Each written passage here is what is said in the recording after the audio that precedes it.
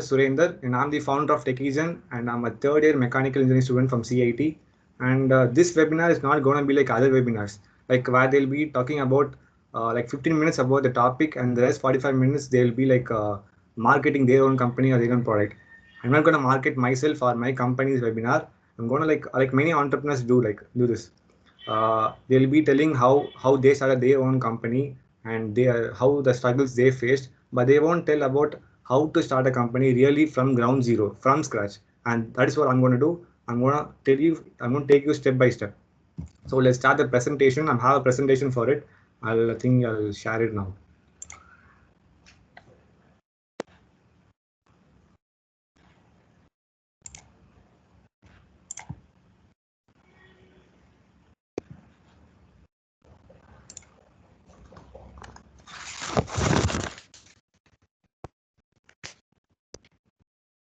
One minute, guys. I'll go with this.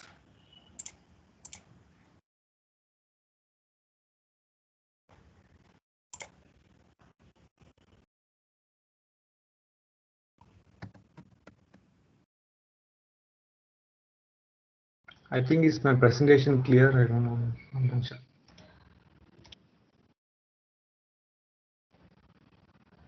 Yes, it's clear right now. Yeah, all right.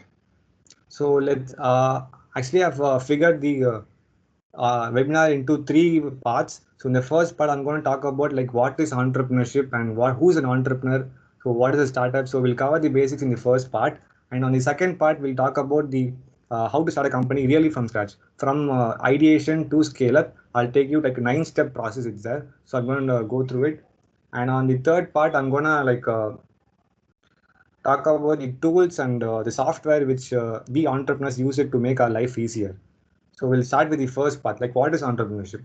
Like every entrepreneur creates something of value, and the world is full of opportunities to make other people's life better in either some way. And your job as an entrepreneur is to identify these things that people don't have enough of, and then find a way to provide them. The value you create can take one of most several forms, but the purpose is always the same: to make someone's life better, a little bit better. And without value creation, companies or businesses cannot exist at all. And you cannot transact with each other unless you have something valuable to offer or to trade with them.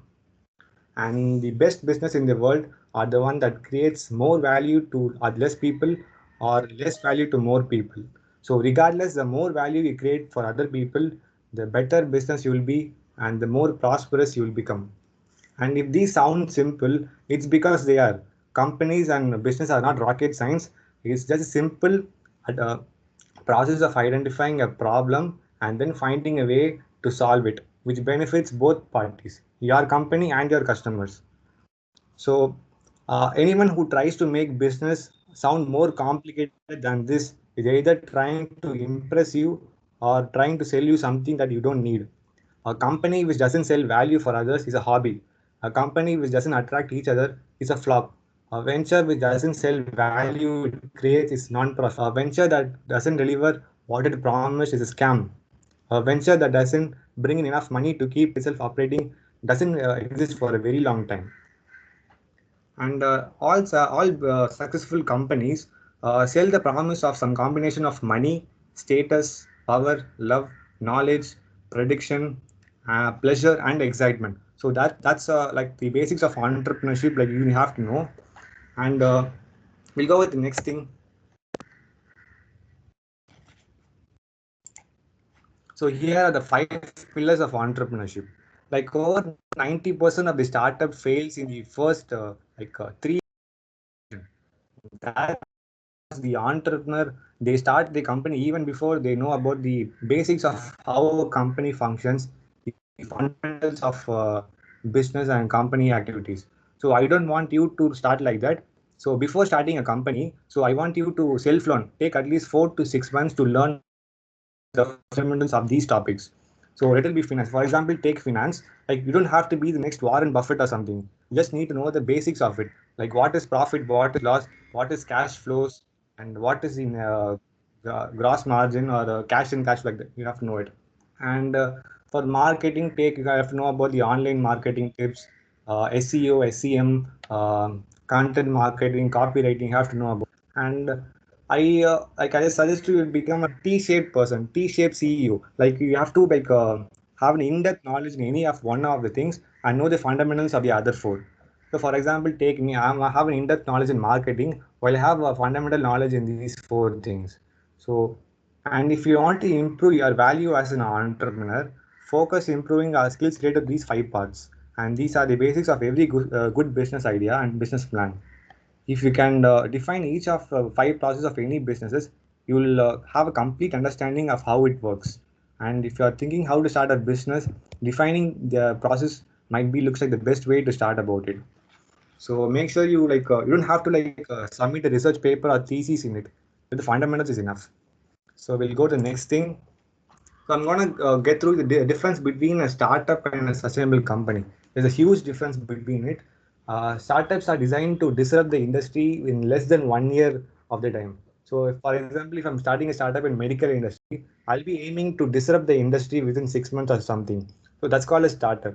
And a sustainable company is not like that. They'll be aiming to survive in the industry for the next 20 or 30 years. So I want you to create a sustainable company to survive in a very long run. And if you're wondering how to start a sustainable company, so make sure you go through these 4 steps. These are the 4 characteristics of a sustainable company. That's endurance, company culture, long-term success, and going green. I'll take you through these 4 things. And the first one is endurance. So sustainability is a very long-term project, and startups of this kind can take more than 5 years until they reach comfortable success. So make sure you're aware of that and decide to go when you are going in a sustainable route. So it's not you're not gonna disrupt the industry within 1 year of incorporation. So it takes around 10 years to reach your overall success. And company culture. So entrepreneurship is not solely about money. As a company CEO, you'll have the people working for you and depending for you at every point of time. And they put your trust in you and they help you to do things that you cannot do alone. So fast growing unsustainable companies have the tendency to burn out their talent due to immense pressure in tight deadlines and immense pressure. So many of the sustainable startups allow you to build actual relationship with the team. You and your team are going to work tightly together for or probably for a very long time, and facing challenges as a unit will inspire both you and your team in a very long run. And next is going green. So this is a more long-standing misconception that only companies working in green industries or green energy production are directly responsible for environment's protection. That's false. And every single entity in this world, every single company, every single organization, or every single people have the right to do their part. So, in reducing energy consumption, setting up a paper-free office, and encouraging allow to follow this can have a significant impact on your on the environment. In most cases, very small case of investment will be required, and yes, you will have to digitalize your documents. And although it should never be the sole motivation for building a sustainable startup, green companies actually make a very good for great marketing. And the next is for uh, long-term success. Yeah, building a fast-growing startup with the sole goal to sell the first opportunity is a terrible mistake. And for example, take you're planting an apple tree. So if you're planting an apple tree, you're going to care for it year after year, and then you cut it to get some firewood. That's a startup. You're cutting the tree as soon as it goes. So don't cut it. So if you're building a sustainable company, you're gonna let the tree mature, harvest the apples, use some to plant new trees, and then sell the rest to buy firewoods. So in a very long run, you'll have a steady growth of supply of income, firewood, and apples, and that's what a sustainable company means. And we'll go with the next thing. So we've come to the second part of a webinar where I'm going to talk about the 9-step startup process from scratch. So in the first introduction part, we've seen the what is entrepreneurship, so and what is sustainable companies, and the 4 pillars of entrepreneurship. And in the second part, we're going to get through to this 9-step process from the start. And I'm going to split the audience into two segments. And the first segment is that people who have an idea to start a company but doesn't know where to start. They're the first type of people. And on the second segment, I'm gonna differentiate that we have an idea but they don't know where to start. So for the both segment, this 9-step process will be like suitable for them. It goes like, first you need an idea. Ideation is the first thing. You have to have an idea, then validate it through market research and customer attention, and then get a co-founder and your team, and then build an MVP and iterate this three process. The three process will take at least 6 to 8 months, and then form a business model, lean business canvas, and then brand your company, and then set up a company and form a pitch deck, get money and funding and scale up. I'll get you through this process step by step. So we're coming into the stage one. I'm going to break a long-standing misconception that business are built on ideas. Companies and great business are not built on ideas. They're built only on concept and plan. If you're wondering like what is an idea and what's the difference between an idea and a plan, I'll give you an example. An example for an idea is I'm going to start a Zumba dance studio in Chennai. That's a concept. Sorry, that's a concept actually. The idea is that I'm gonna just start a Zumba dance studio. Just an outline of it is an idea. So when you have a concept, you have to be precise on your goal. If you're wondering how to change your idea into your concept, try answering these two questions, like what is your offering and to whom. So by this answering these two questions, you can change your idea into a concept. So idea is, so what's the offering is that I'm going to offer my Zumba dance studio and to whom, especially for female. So you're gonna like precise on what you're going to do. And if you don't know like how to get an idea to start a company or a business, there are various ways to generate ideas and like brainstorming and stuff. I'll get you through the 4-step process of getting an idea of starting a business. So make sure you get a pen and paper or you need to write it down. And the first step is that choose any industry or domain you're interested in. So make sure you choose a domain which are really passionate about, and don't choose it randomly. So after you choose your industry and domain, and then second step is that meet at least 100 customers and ask them one question: what is the biggest challenge you face every day? So make sure you ask this question so at least 100 people. You can use tools like Google Form or Google Surveys to take the survey in it. And then the third step is that shortlist the top 5 common challenges we faced and pick one. So shortlist the 5 common problems and then choose one. Which one you think has the potential and your skills which can help you and it interests you. And now when you pick an idea, create an idea around it, and now start working on making the idea into a reality. Work with prospective customers to co-create it. And keep one thing in mind that customers will always know more about their problems than we do. And don't worry, if someone steals your idea. Ideas are cheap, ideas are everywhere, and nobody can do things which you can do. So that's it. So when you get an idea, so next step is to validate the idea. So you can do the idea validation in these 4 steps. Like first one is to market research, and then you have to interact with your audience, and then you have to see whether your market needs you or not, needs a product or not. We call it the iron law of market. And after that, this is an important step. Are you enjoying what you're doing? This is an important step in these all 9-step process itself.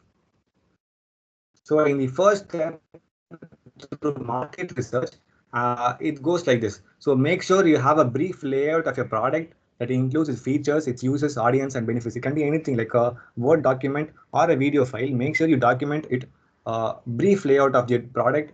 And after you have the product, search for similar products in the web to know the level of the competition. First, when you validate idea, you have to know the level of competition available for it.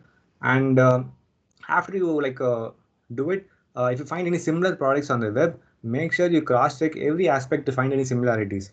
We call it actually benchmarking. You have to benchmark your similar competitors product, and you have to notice the disadvantages what other competitors offer. So reverse engineer those uh, disadvantage of your customer or your competitors and make them your advantage. So that's the fourth step we are doing in market research. So after you're done with market research and if it's accepted, then you go with audience interaction.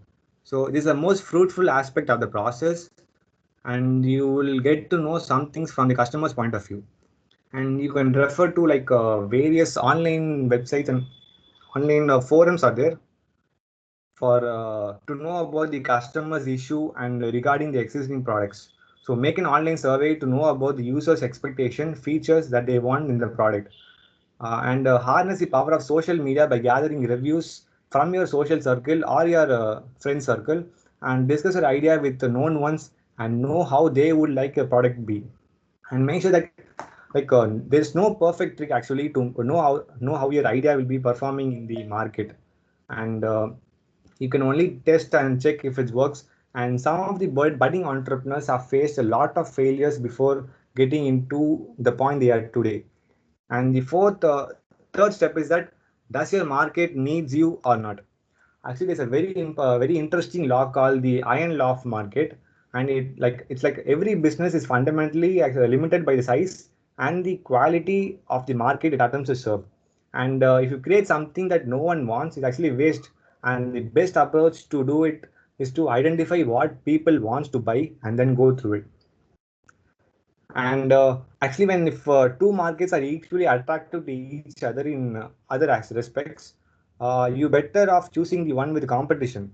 So hence why it means that from the start there are markets of playing customers, and thus idea eliminating the biggest risk. Existing of a market means you're already on the right side of the island of market, so you can spend some time in developing an offer instead of proving that the market exists or not. So that's a easy thing to do. And then the fourth one is that, are you enjoying what you're doing? So at last, all of this is not going to last long unless you love it by your heart. Many of us have tried to work in a startup but couldn't carry it forward. The only reason behind this is the lack of interest and passion for it. For example, take if you're not fond of coding and if you hate programming, then building an app may not be well worth for you. So try working on developing a product or service that you are really passionate about, and spending a few hours validating these four things, and it can really change really like help you in prevent months and years of frustration and misplaced effect. So make sure you don't skip these four things before you start your own company. So once you have an idea, then now we have changed the idea into a concept. Then now we validated your idea, and next step is to find a co-founder. So while finding a great co-founder, assure that he or she has different skill set as compared to yours. This way, both of you can equally contribute to the startup, and the combined contribution of both co-founders will ultimately benefit the startup. So let's consider that you are a developer and have an idea for an innovative product, but when it comes to negotiation, understanding the legalities, and or even hiring people like HR activities, you may not be good at there. So if you find a co-founder, it benefits these qualities, and both of you will end up spending the limited amount of capital in hiring new people. And the capital is one of the most important factors that will play a role in startup survival. So you can find a co-founder by in your personal square, uh, your co-founders networking. There'll be like weekly meets, weekly networking events, and meeting. You can meet a co-founder online in LinkedIn or any other medias. So once you validate the idea, then after that you can find a co-founder, and after that you have to build an MVP. So this is the most important thing in your entrepreneur life. So MVP is expanded as the minimum viable product, and it's actually the most basic version of your product, and which will be built quickly and cheaply. And if I'm wondering why what is an MVP and what is a prototype, and an MVP is actually a product that will be used by your customer or audience, and a prototype is just a draft of your idea. So don't confuse MVP with a prototype. And if you're wondering why should I build a MVP, and here are the advantages, and you have advantages of building an MVP. It actually saves time and money. MVP has only basic features, which means they are easy to develop and actually require low capital investment. And if you see the product doesn't work in the early stage itself, you can quickly shut it down and move on to something else. And thus it saves you a lot of time and money. And next thing is that customer feedback. So releasing the MVP is a great way to hear a user's feedback and build more features based on their needs and not what you think they need. That's very important. And the third thing is that generate early leads. Many of your MVP testers may become your customers later on. So they'll feel like they've to the product, so they will become more willing to pay for it rather than go with the competitor solution. We call it as shadow testing. Shadow testing is that make your like yearly leads your customers. So it's a very interesting topic on it. And now when you so next topic is that early adopters. So you have to test your MVP in early adopters. And one good advice I'm going to give you is that don't test your product with your friends and families, because they are, even if your product is very worst, they'll tell it it's good only. So don't go with your friends and to test it. And after you've developed your MVP, the next step is to find a business model. And when this word comes in your mind, you'll immediately hear about that 30 to 40 page business model, business plan, where you'll be having everything. So don't go with it. And you are in a 21st century. As a 21st century entrepreneur, you have to be lean, you have to be agile, and you have to be quickly iterated to anything you face, any uncertainty you face. So don't go with the traditional model of like 30 to 40 page business model. And I suggest you to go with this.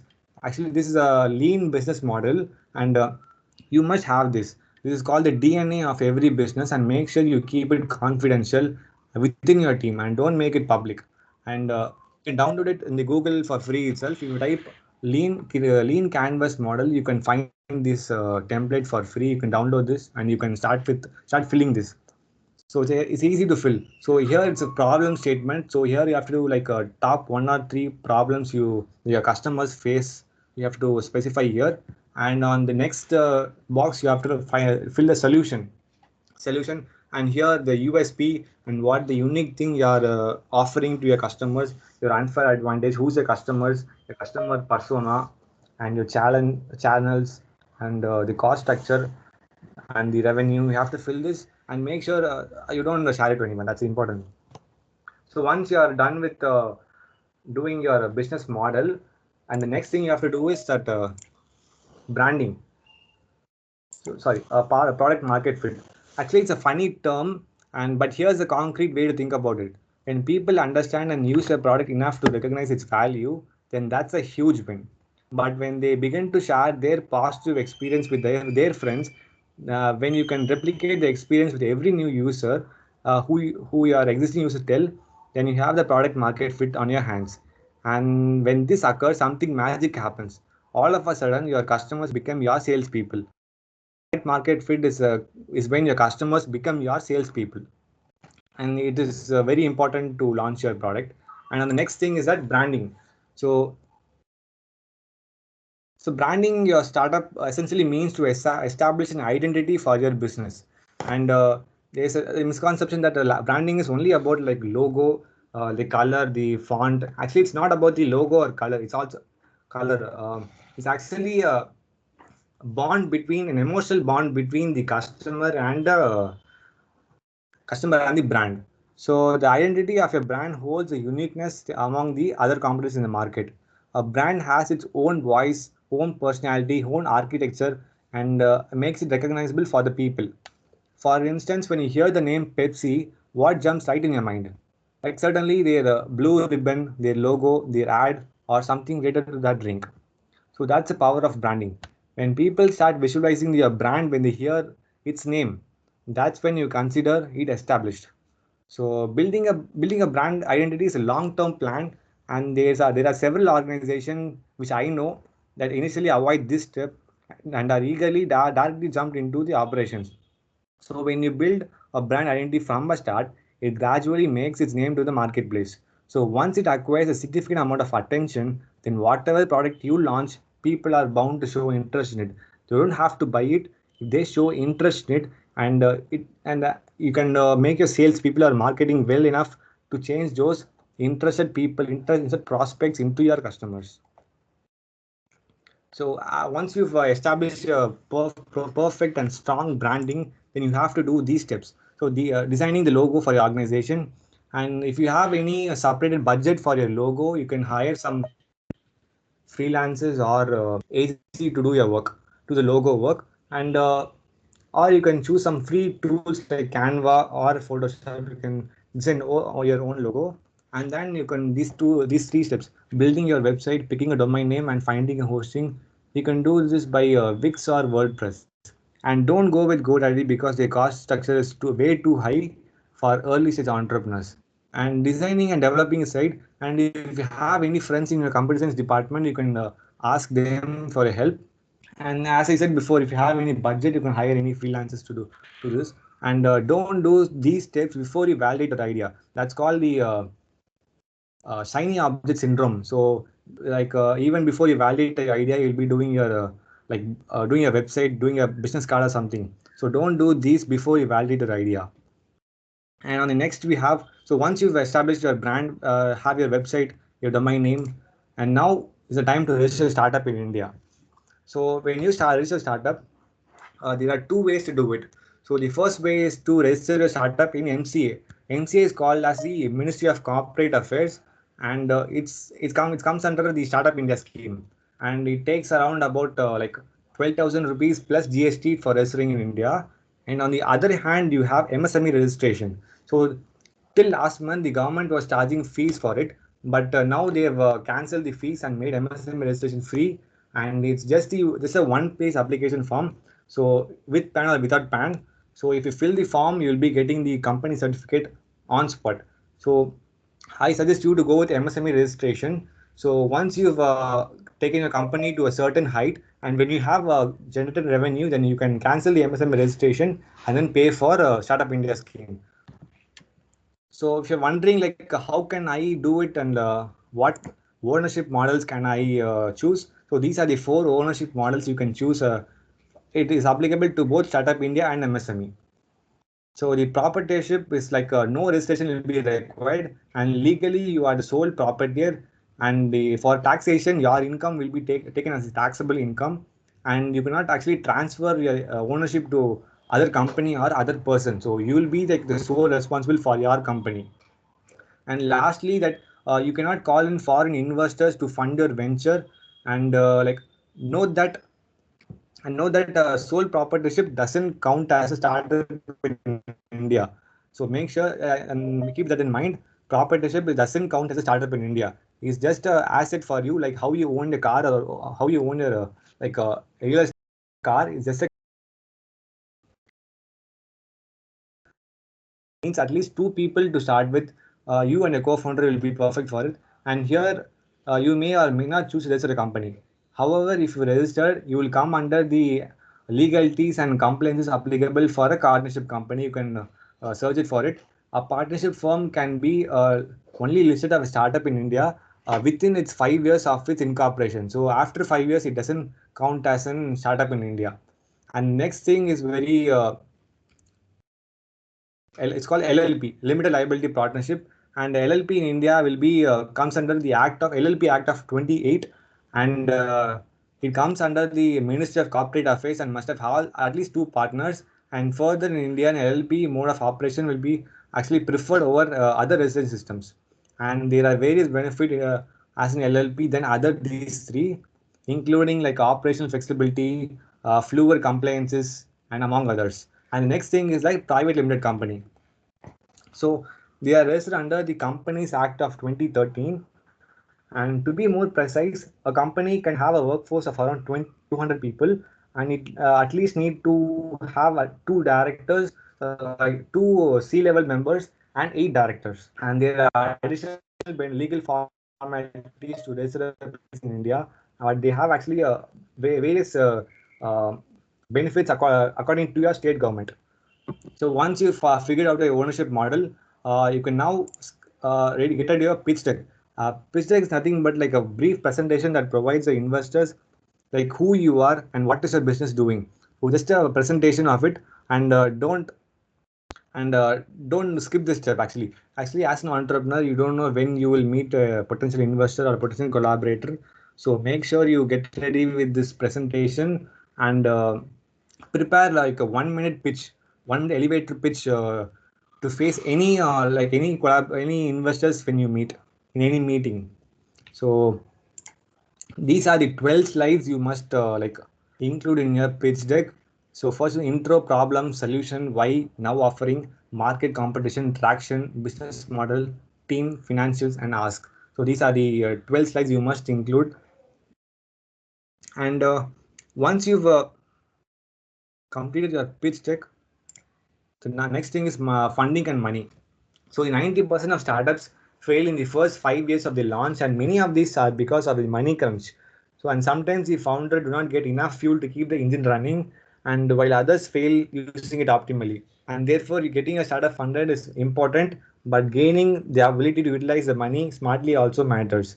Right from the beginning, you need to start making a startup budget, and that is well within your limits. And here are the 8 ways for your to you to raise money, and you can take a screenshot of it. And my favorite is bootstrapping, as I bootstrap my company from my own savings. So I suggest you to go with bootstrapping. And I hate bank loans. Don't take bank loans when come to your business. And for the next, as soon as you raised money for a startup, and it's time for scale up. So for scaling up, there are actually many successful companies, like potential billion-dollar companies who had premature scale ups. So you need to know when to scale up and when to not. That's the important thing. And scaling is like the work in progress, and you need to leverage foolproof marketing strategies for keeping up with the growth momentum. And adopt marketing strategies, ensure user engagement, customer relationship management, and convinces them to take the desired action. And once the most important things to understand in how to start a startup is practicing foolproof marketing strategies, like email marketing, social media marketing, like that. And with these marketing strategies, you will be gaining the attention of audience and exciting their thinking neurons. And if their product is something that customers really want, they will come, they will engage and reach you out. So, so building status signals into your offer is the most effective way to increase your appeal to the target market. So we'll so at the end of the second topic, and I'll give you a brief outline of how it went. So this is the outline of the our 9-stage startup process. And the first step is ideation. So first you must have an idea, then validate it, and after you validate the idea, then find a co-founder and your dream team. So once you find your partner in crime, then you must build your MVP. So MVP is called as a minimum viable product. So these first three steps take at least 6 months, 6 to 1 month to iterate it. So if sell your MVP to your early adopters, take feedbacks from them, and then iterate the product, and again give them and take feedbacks, iterate the product. So to do at least like 20 steps, 20 iterations, and once the product is product market fit, and then make a business model and then start it. So you have to do branding. So branding is more important in this digital world.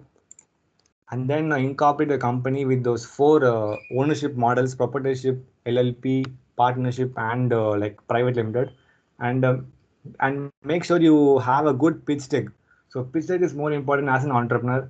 So and after that, money. So money and funding is important because 90% of startups fail within the first 5 years. And that's because lack of capital. So once you have the right money and right funding, and you have to know when to scale up and when to start up. Without having the expertise, you can't scale up to like $1 million company. You have to know when to scale up and when to not, even if you have the potential to do so. So that's the end of the second part of the webinar.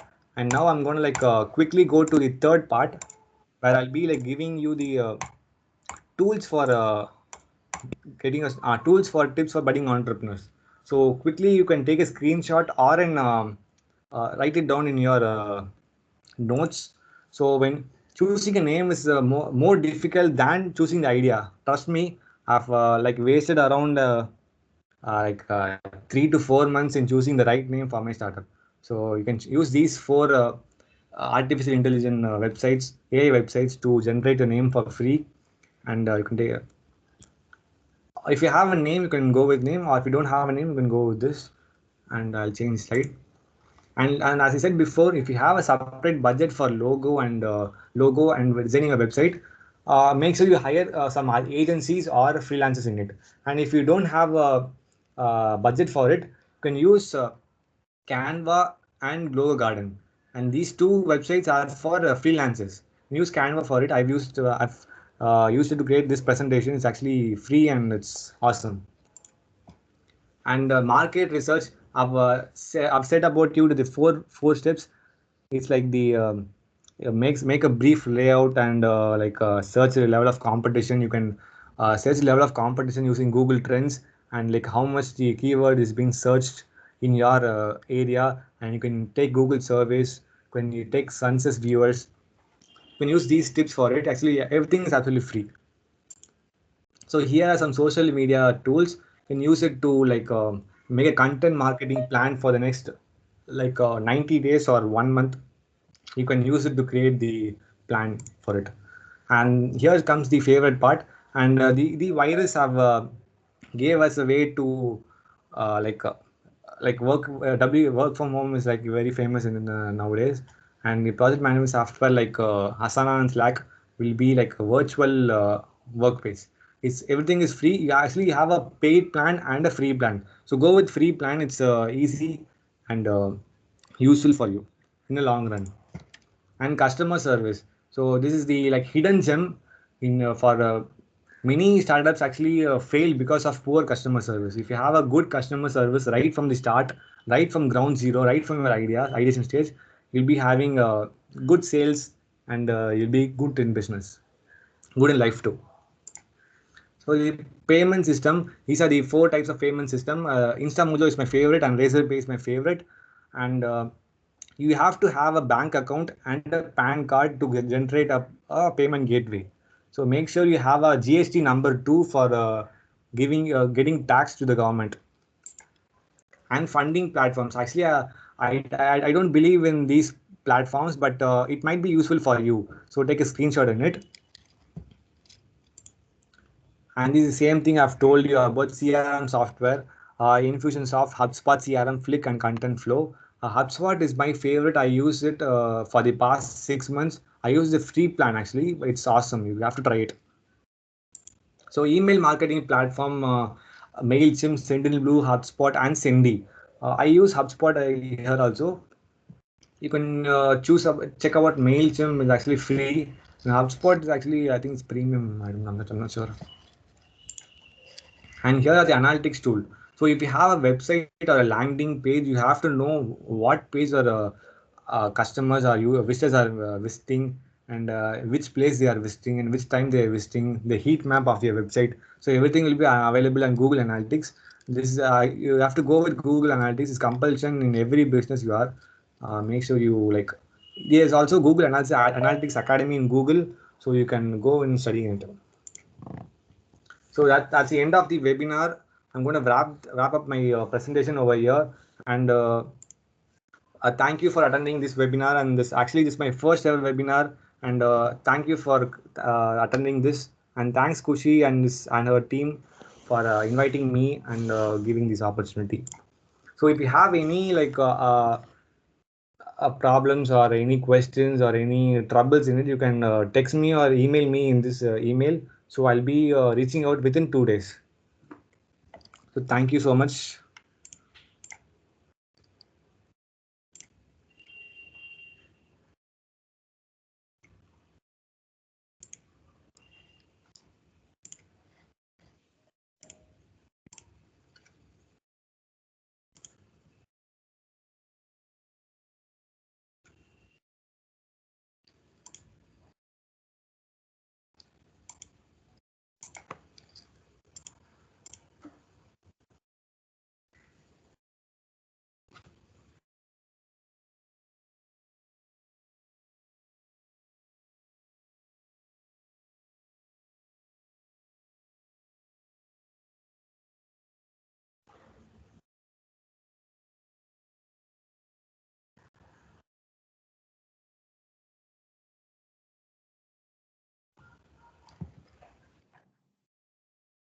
Okay, so now we can start with the question and answer session.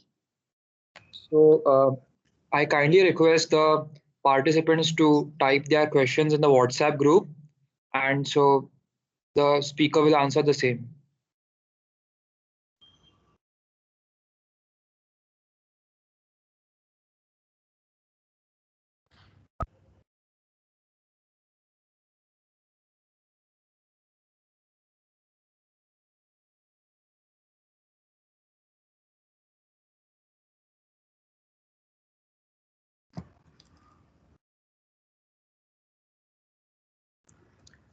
So hey Shivaram, thank you for your questions. Your question is, what's the use of MVP and why it is required for a startup? Actually, MVP is like a startup. So you'll have an opportunity to test your product before getting into the market. So you'll be hiring some customers, potential customers, and then testing your MVP with them. So with their feedbacks and their suggestions, you'll be able to iterate the process and make sure your product is well good for the product and market fit, which I told you before. And that is very important questions. Thank you for asking this, Shivaram.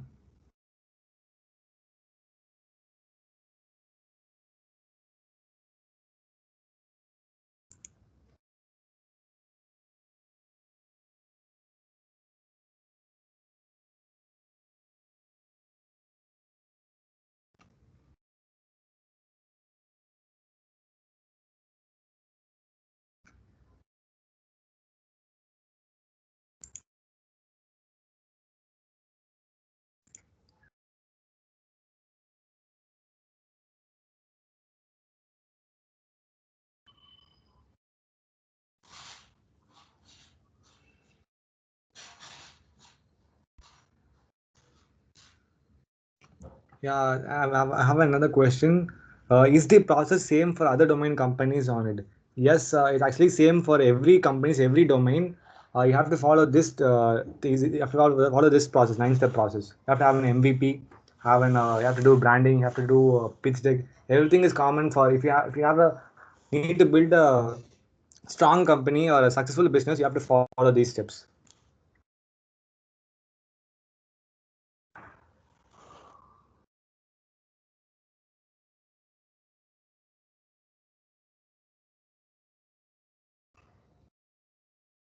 And another question by Sai Vamshi. My question is, what qualities should I look in my co-founder? Yeah, that's a good question. See, if I'll take myself, actually, I don't know programming or any coding thing. So I have a co-founder who knows coding. So make sure you hire the co-founder in your disadvantage thing. If I'm not good in programming or something, I'll be hiring someone who's good at programming. So that's where you have to do the trick. Another question, what's my question is what's the most difficult phase in entrepreneurship development? Yeah, that's a question. What's the most difficult phase in entrepreneurship development? I'll get you through it.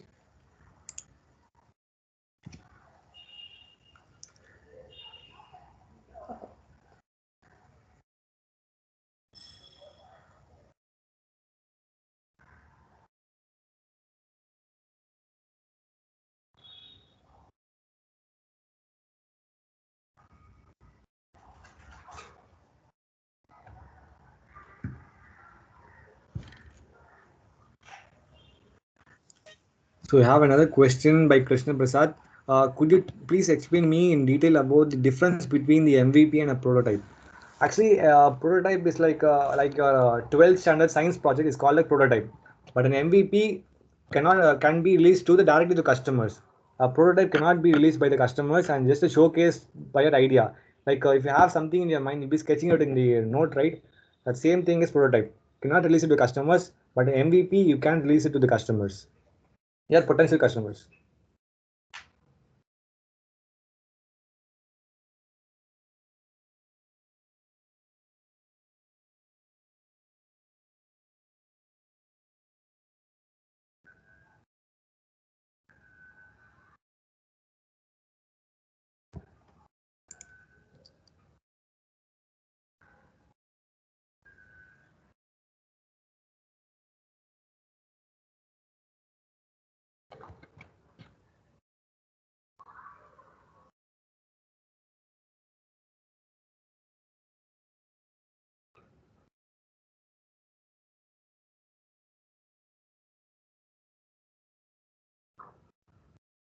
I have another question. With the age of digital technology, do you feel that core mechanical startups are dwindling? Yes, they are dwindling. And if someone wants is looking to start a core company, and what should he be doing? Look, for if you want to start a company in core business area, core mechanical area, And please actually work for at least like 5 to 10 years in a core mechanical startup or a company. So you can't just start a startup right out of college, a mechanical startup. So you must have experience at least 5 to 10 years, and then based on the experience and based on what problems you see in the industry, you can get some funding in it, and you can use your savings to start a startup. So you can go with it. And next question: how should we get a good name for startup company? As I said, you can use those four uh, name generation software, or you can brainstorm it with your team to get a good thing. And for getting a good name, don't waste your time at the starting ideation process itself. So once you finish everything at the last, get a good name. So it will be as a barrier if you start thinking the name of your startup at the beginning itself. So keep it at the end.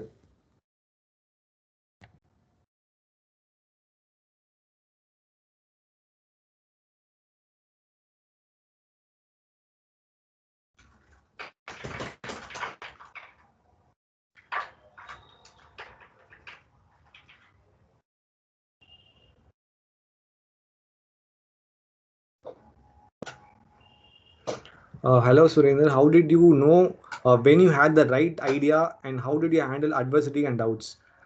Actually, great companies and great legendary business are not built on great ideas. Many companies are started with a simple idea. For example, take Facebook. Facebook was started by a 17-year-old, 19-year-old college student only for college guys. Facebook was initially for only for college, and then it evolved into something big. So don't start thinking big. Think small and then evolve big. That's my advice. And how to find user for MVP. So first, like if you're doing something, have to have a customer persona. A customer persona is like skeleton of your customers, their demographics, their age, their interests, their behaviors, their psychology, everything. You have to have a customer persona, and then find a person for him. You can like take Google Forms, and then take surveys. Or if you're doing a startup in core mechanical areas, then you can take some advice of some working professionals and do some stuff.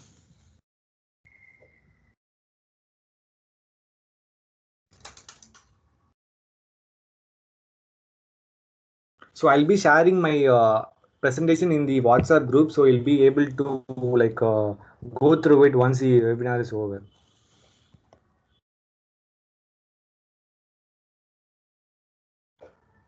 Next question: can I be a part of Techies? And yeah, Shivaram, once the college starts, I'll talk to you.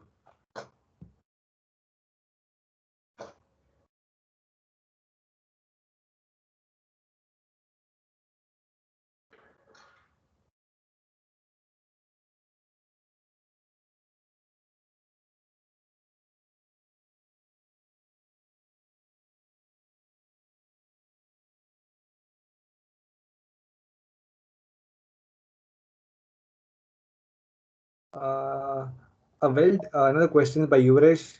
A well-developed startup company is called startup is determined to be developed under what criteria? Can you please elaborate, Yuresh? I cannot understand your question actually. Sorry for it. Can you like please elaborate on it a little bit?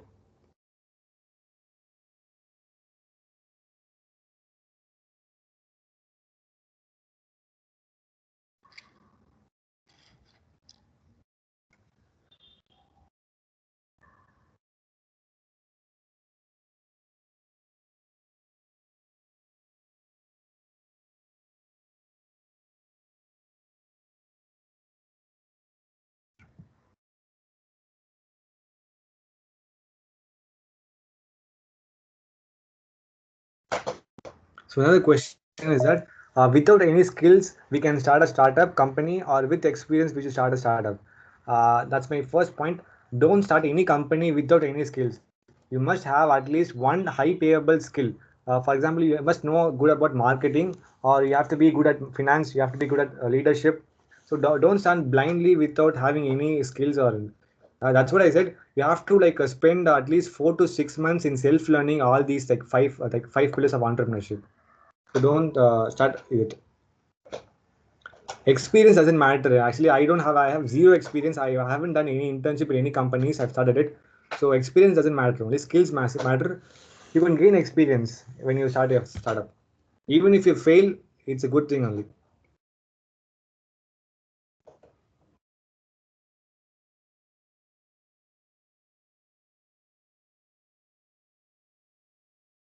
And yeah, another good question. Why do you think that today most of the engineering graduates, especially, are focusing on jobs only?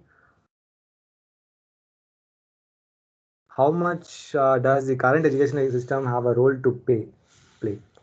And actually, Techism has a role as well. Actually, we are actually doing to tackle this issue.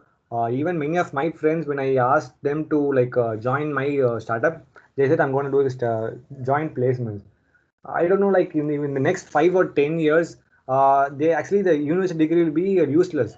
Many companies have been started their own university. Take Google or Microsoft, they have their own university, Google University and Microsoft University, and they won't be hiring freshers anymore. So upskilling is the only thing that you have to be like to face any uncertainty, and you have to stand in your own legs. So I don't think that placement going to placement will not be good in the long run. You'll be spending your entire 20s and 30s like in a five in a 9 to 5 jobs, and after that you'll be in a place where nowhere to go. When you think back in your life, will be like 20, 30 years will be passed by, nothing will be achieving in your life. So make sure you choose what you love and what you about your passion. And passion is important. Another question is that how to know whether our idea or product is already found by someone. Just like Tumilan, actually, no idea in this world is unique. Like even if you think something somewhere in the world, someone might have been implemented that idea. So don't think everything is unique.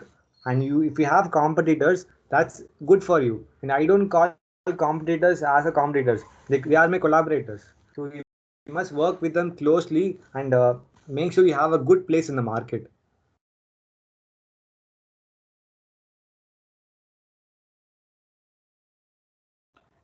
What's the efficient and attractive way to present a startup pitch? That's a very very brief, and we have to have a subtle session for it. Make sure you go through some Shark Tank videos to know how they pitch it. So you can go to YouTube and search Shark Tank Australia. There will be investors sitting and people, entrepreneurs will be pitching the idea into for them to get funding. So it's a very interesting show. You can surely watch it.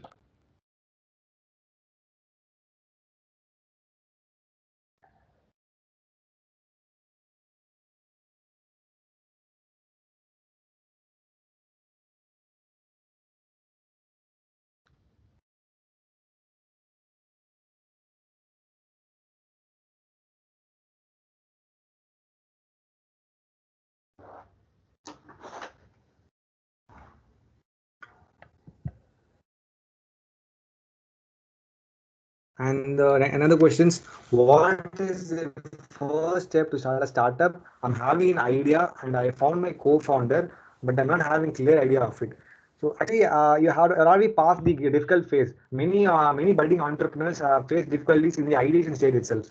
If you actually have an idea, though, you have an idea, you have a co-founder, I don't know why you're waiting for. Just start it, okay?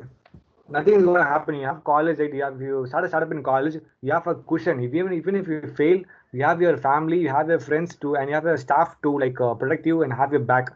Just start it anyway. Even if it fails, you can wear it as a badge of honor. Nothing good.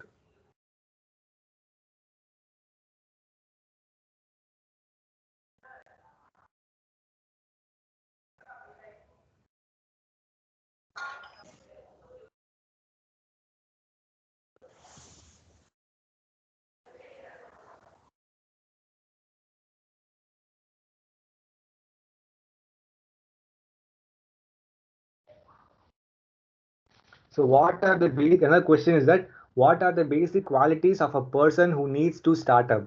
So you don't have to have a separate skill set. Just have three P's. We call it three P's. Passion, persistence, and perseverance are more important. Make sure you have these three P's well and good before you start anything. Not only startup, anything in your life, you have to have passion, persistence, and perseverance. So what was the main skill when you had a startup? So I had a good marketing knowledge. I had good knowledge about SEO. I had know about content marketing, copywriting, and I had some good interest and passion in marketing field.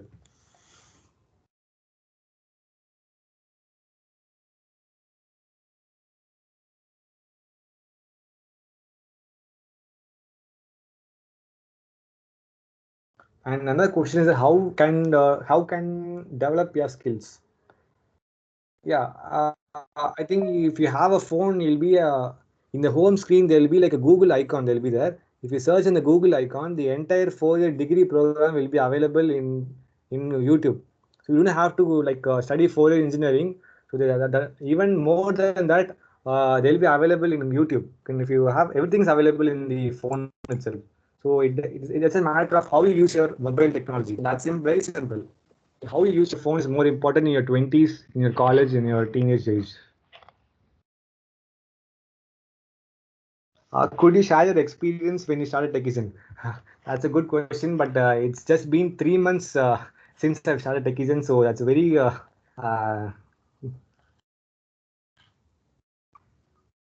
now there's a debatable question over here. Is certification important or skill important? For me, skill is important. I don't go for certification. As I said before, right? Next 5 years, university education will be useless. So there will be no use of certification anymore. You just need to have the right skills and the right mindset, growth mindset, and have the knowledge to like how to implement those learned skill in the everyday life. That's very important. Then certification, it's a piece of paper unless you implement those skills.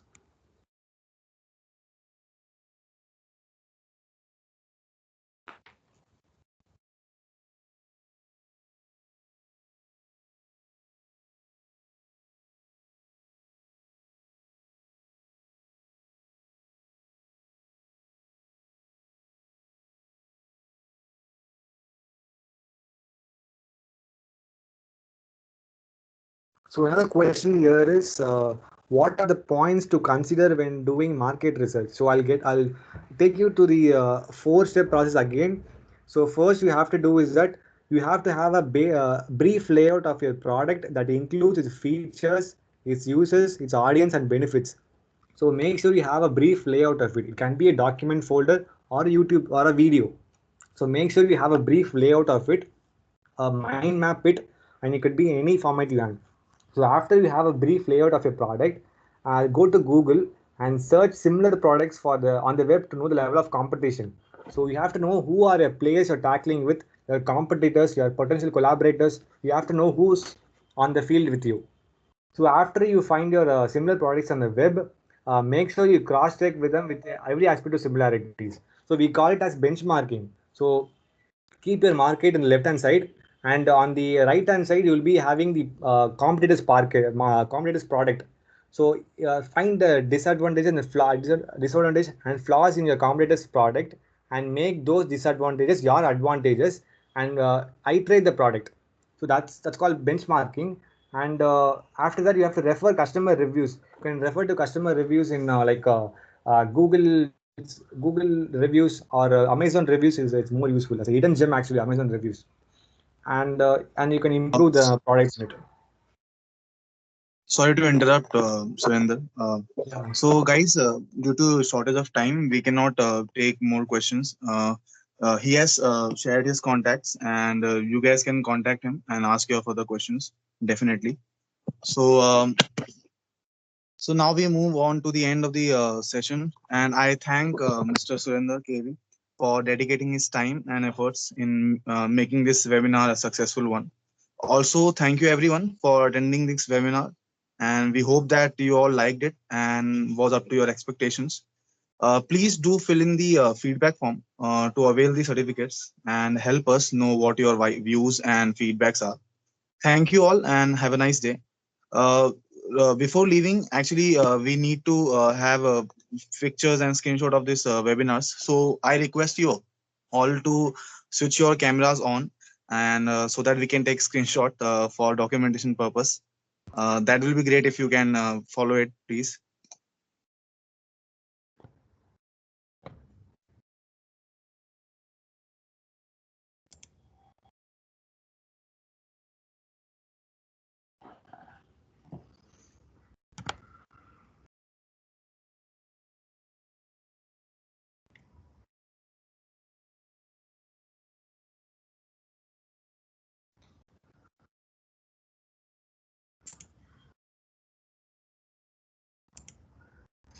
Now you can leave the webinar. Uh, Thank you so much for attending. Thank you so much, guys. Thank you. Thank you so much.